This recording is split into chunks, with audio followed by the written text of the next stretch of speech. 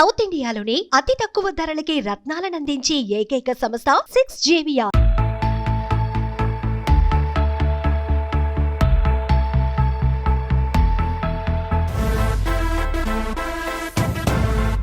Hi, welcome to our channel. నేను మీ రోషన్ని. So ఎంతో మంది హోమ్ టూర్స్ చేయడంలో విజయవంతంగా పూర్తి చేసుకున్న సుమన్ టీవీ బాబు మోహన్ గారిని చేశారంటే కోటా శ్రీనివాసరావు గారిని చేయాలి అన్నారు. ఎందుకంటే వాళ్ళిద్దరు కాంబినేషన్ అలాంటిది కాబట్టి ముఖ్యంగా ఆయన గురించి మనం కొంత బ్రీఫ్గా వెళ్లే ముందు ఒకసారి కోటా శ్రీనివాసరావు గారు లోపలికి వెళ్దాం. అంటే ఇది ఎలా అంటే legendary actor with their awards అన్నాం కాబట్టి ఒకసారి ఆయన సాధించిన అవార్డ్స్ చూసిన తర్వాత ఆయన గురించి కొంత ఎక్స్ప్లెనేషన్ మీకు ఇస్తాను. ఒకసారి లోపలికి వెళ్దాం.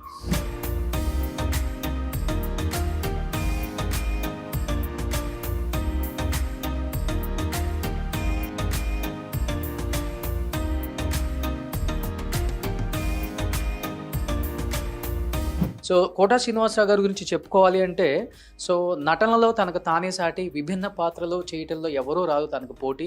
కాలం మారినా తనలో కంటెంట్ మారలేదు, జనరేషన్ మారినా తన డైలాగ్ డెలివరీ ఏం మాత్రం మారలేదు. సో విభిన్న పాత్రలతో దాదాపు 800 పైగా చిత్రాలు నటించడమే కాకుండా ఎంతోమంది ప్రేక్షకుల మదిని రంజింపచేసిన ఏకైక హాస్య నటుడే కాకుండా ఒక విలన్గా, ఒక క్యారెక్టర్ ఆర్టిస్ట్గా, ఒక ఫాదర్గా, ఒక తాతగా, ఒక పెదనాన్నగా ఒక కోటా శ్రీనివాసరావు గారి గురించి చెప్పుకోవాలి అంటే ముఖ్యంగా ఆయన విజయవాడ కంకిపాడులో జన్మించారు. వాళ్ళ ఫాదర్ బేసికల్గా చూసుకుంటే ఆంజనేయులు గారు డాక్టరు. అంటే కొడుకుని డాక్టర్ని చెయ్యాలనుకున్న ఆయన అనుకోకుండా బికమ్ ఏ యాక్టర్ అయ్యారు. తర్వాత ఒక స్టేట్ బ్యాంక్లో ఎంప్లాయీగా చేసుకుంటూ తనకున్న ఆ ఫ్యాషన్ని సినిమాలలో నటించాలన్న ఒక ఫ్యాషన్ ఆయన్ని హైదరాబాద్ వైపు మళ్లించింది, ఫిలిం నగర్లో ఉండేలా చేసింది. స్టార్టింగ్ కెరీర్ ఎక్కడి నుంచి స్టార్ట్ అయిందంటే 1978లో ప్రాణం ఖరీదు అనే ఒక సినిమా ద్వారా ఇండస్ట్రీకి పరిచయం అయిన కోటా శ్రీనివాసరావు గారు 2021 దాదాపు 43 సంవత్సరాలు అయినాక ఇది ఇప్పటికి కూడా ఆయన వెనక తిరిగి చూసుకోకుండా యాక్ట్ చేస్తున్నారంటే బికాజ్ ఆఫ్ హిస్ డెడికేషన్ అని చెప్పుకోవచ్చు. దాదాపు 9 నందులు తీసుకున్న ఏకైక నటుడు అని చెప్పుకోవచ్చు కోటా శ్రీనివాసరావు గారు. పెళ్ళైన కొత్తలో కావచ్చు, గాయం కావచ్చు, గణేష్ కావచ్చు, చిన్న కావచ్చు, పృథ్వీనారాయణ కావచ్చు, లిటిల్ సోల్జర్స్ కావచ్చు, ఇలా చెప్పుకుంటూ పోతే 9 నందులు తీసుకున్న ఏకైక నటుడు అని చెప్తూ ఉంటారు.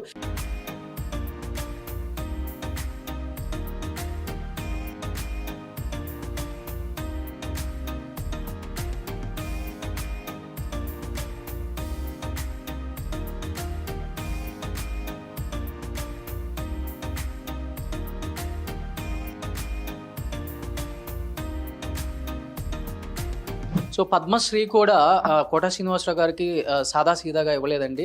This is the 4th highest civilian honour. Padmashri 2015లో వచ్చింది. ఎందుకంటే ఆయన సినిమా ఇండస్ట్రీకి చేసిన ఒక కృషికి ఆయనకి 4th హైయెస్ట్ సివిలియన్ అంటే అది చాలా మందికి రాదు. మన కోటా శ్రీనివాసరావు గారికి దక్కిందని చెప్పుకోవచ్చు. This is the 4th highest civilian Padmashri 2015లో ఆయన హానర్. తర్వాత కనపడుతుంది మనకి ఆయన సాధించిన విజయాలు కూడా.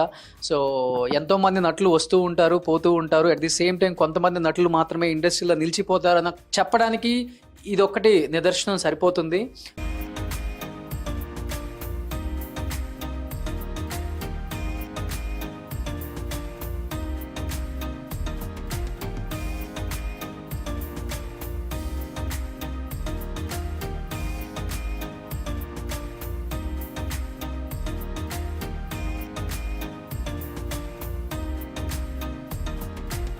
ఒక బ్యాంక్ ఎంప్లాయీ ఈరోజు ఇండస్ట్రీనే కాకుండా దాదాపు తెలుగు రాష్ట్రాలలోనే కాకుండా దాదాపు ఇండియాలో ఉన్న ప్రతి ఒక్కరు కూడా ప్రేమించే ఏకైక నటులు అని చెప్తూ ఉంటారు.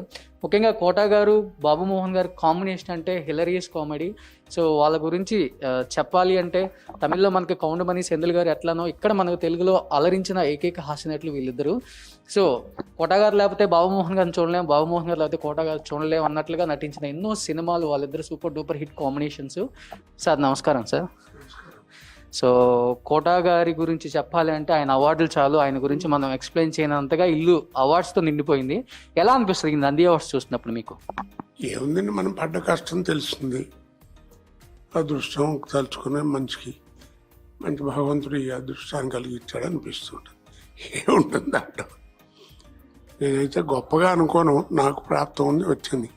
నాకంటే మహానటులు ఎంతమంది లేరు, వాళ్ళకి లేనిది ఏదో నాకు వచ్చింది కాబట్టి నాకు వచ్చింది, వాళ్ళకి రాందని తృప్తిపడాలి. కానీ కొంచెం నాకు వచ్చింది అనుకుంటే ఏముంది దానివల్ల.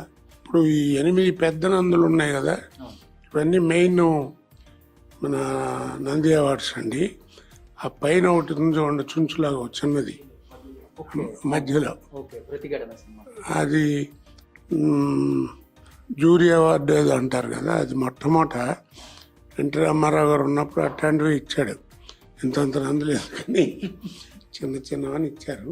ఓకే, అప్పుడు అది మొట్టమొదటిది. ఓకే, తర్వాత ఇవన్నీ 8 వచ్చిన తర్వాత ఓకే.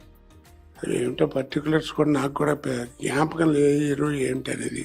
అవార్డ్స్ వచ్చినాయని అనుకోవటం కంటే కూడా మనకు తృప్తి ఉంటుంది కదండి, పెద్దవాళ్ళు అవుతున్నాం, ఏమిటి మనం సాధించంటే వీటి ముందు కూర్చుని కాసేపు ఎప్పుడన్నా అది మంచిగా ఆలోచించుకుని, ఇగో ఈ సినిమాకి ఎంత కష్టపడ్డాను, ఈ సినిమాకి పొరపాటు చేశాను, లేకపోతే ఈ సినిమాకి మంచి చేశాను, డైరెక్టర్ గారు ఇలా చేశారు, ప్రొడ్యూసర్ గారు ఇలా చేశారు, ఈ అవార్డు చూసినప్పుడు గుర్తొస్తుంటుంది. మరి లేకపోతే ఏముందని కాలక్షేపం ఉండాలి కదా. ఇవన్నీనేమో మా మనవాళ్ళండి, సూపర్. వాళ్ళు షటిల్ బ్యాట్మెన్ చాలా బాగా ఆడతారు. పెద్దవాడు రెండో ఇద్దరు బాగా ఆడతారు పిల్లలు. వాళ్ళు సంపాదించింది ఇవి ఈ స్టేట్ లెవెల్లో వాటిలో. తాతగారు ఇక్కడ సంపాదిస్తున్నారు, పిల్లలు ఇక్కడ సంపాదిస్తున్నారు. ఏదో ప్రాప్తం ఉండి దానికి మనం ఏమనుకోగలేము. వాళ్ళు శ్రద్ధగా చదువుకున్నా ఆడుకుంటారు, చదువుతారు కూడా.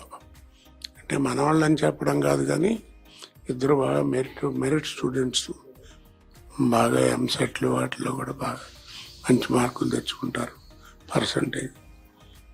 లైఫ్ ఏదో అదే చెప్పాను. సేమ్ టైం 2015లో మీకు ఇండియాలోనే బిగ్గెస్ట్ ఒక పద్మశ్రీ అనేది ఒక హానర్ అయింది మీకు. అది ఎలా అనిపించింది సార్? 4th హైయెస్ట్ అనుకోవచ్చు అది. అంటే చెప్పాను కదండి, ప్రెసిడెంట్ గారి దగ్గర ఆయన చేతులతో నాకు ఇస్తూ ఆయన నా చేతుల్లో ఆ పద్మశ్రీ అవార్డు చేతిలో పెట్టినప్పుడు ఒక 2 నిమిషాలు నాకు ఆనందం చెప్పలేకపోయాను. మొట్టమొదట నేను తలుచుకుంది మా అమ్మగారిని, మా నాన్నగారిని, తర్వాత నాకు విద్య నేర్పిన గురువుల్ని. నాటకాలు అసలు ఫస్ట్ వాళ్ళు లేకపోతే ఏముందండి. సినిమా అనేది అంటారు, ఎంతోమంది మహానుభావులు, ఎంతోమంది గొప్ప గొప్ప డైరెక్టర్లు, ఎంతోమంది నిర్మాతలు, వాళ్ళందరూ కూడా మంచి మంచి వేషాలు ఇచ్చారు. ఇలాంటివి ఎన్నో జరిగినాయి, దాంట్లో ఉంది. సూపర్. అలా నడుచుకుంటూ వెళ్తే ఇంకా ఎన్నో మీ సాధించిన విజయాల గురించి చెప్పాలి అంటే మాకు మాటల్లో కూడా సరిపోదు. ఎందుకంటే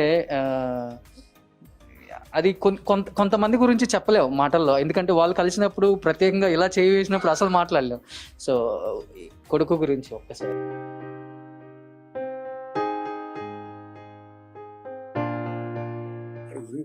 నాన్నగారి పేరే పెట్టుకున్నారు కదా, మీ నాన్నగారి పేరు? కలిసి వచ్చేట్టుగా ఆంజనేయ ప్రసాద్ గారు. మా నాన్నగారి పేరు కోట సీతారామాంజనేయులు. మా అబ్బాయి వాడు పుట్టంగానే ఇట్లా అబ్బాయి పుట్టాడు అని చెప్తే అదే మా నాన్నగారి పేరే పెట్టాను వాడికి. వాడు మా మనవడు పెద్దవాడు పుట్టినప్పుడు వాడు బెజవాడలో ఉన్నాడు. అబ్బాయి పుట్టాడు అంటే మీ పేరే పెట్టుకుంటా అన్నాడు. నా పెద్ద మనవాడికి నా పేరే పెట్టుకున్నాడు, కోట శ్రీనివాసరావు. వాడి గురించి ఏం చెప్పండి, ఏం చెప్పుకుంటే సుఖంగా ఉంది. ఇట్స్ ఎ గ్రేట్ లాస్ నాకు, నా కోడలికి, నా ఫ్యామిలీకి, అందరికీ. ముఖ్యంగా నాకు, నా కోడలకి తప్పదు కదా, పిల్లలు పాప.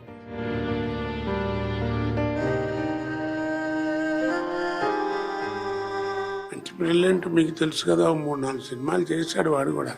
దాయం 2లో మీతో పాటు యాక్ట్ చేశారు, సిద్ధంలో జేడి చక్రవర్తి గారితో యాక్ట్ చేశారు. అంటే నేను ఎప్పుడు వాడిని ఏదో సినిమా యాక్టర్గా నేను ప్రమోట్ చేసినట్టుగా ఉండకూడదని నా ఉద్దేశం అండి. నన్ను ఎవడు ప్రమోట్ చేశాడు? అలాగే వాడు కూడా స్వయం కృషితో రావాలని కొంచెం ఆనందం అయితే మనసులో ఉండేది, వాడు చేయించాలని. అది నేను బయటపడి ఓకే వాడి గురించి ఏం చేయలేదు. వాడే పాపం కష్టపడి యాక్ట్ చేసి నాన్నగారు అంటూ చేసేవాడంతా. బాబుమోహన్ గారికి, కోట శ్రీనివాసరావు గారికి పెద్ద లోటు అంటే ఇదేం చెప్పుకోవచ్చు కదా మనం. తప్పదండి ఏదైనా, ఎందుకంటే ఈ వయసు వాళ్ళకి అలాంటి కష్టం జరిగినప్పుడు కొంచెం ఇబ్బంది. పితృశోకం తట్టుకోవచ్చు, ఏమంటే మీ భావన నుండి పెద్దవారు పోయారనుకోవచ్చు. పుత్రశోకం తట్టుకోవడం చాలా కష్టం అండి. ఈ వయసులో కొడుకు లేకపోవడం, అందులో ఒక్కడే ఉంటారు నాకు, వాడు కాస్త పోవడం చాలా ఇబ్బంది అండి. అది వర్ణాతీతం ఏం చెప్తాం? అలాంటి అభాగ్యులు ఎంతోమంది ఉంటారు.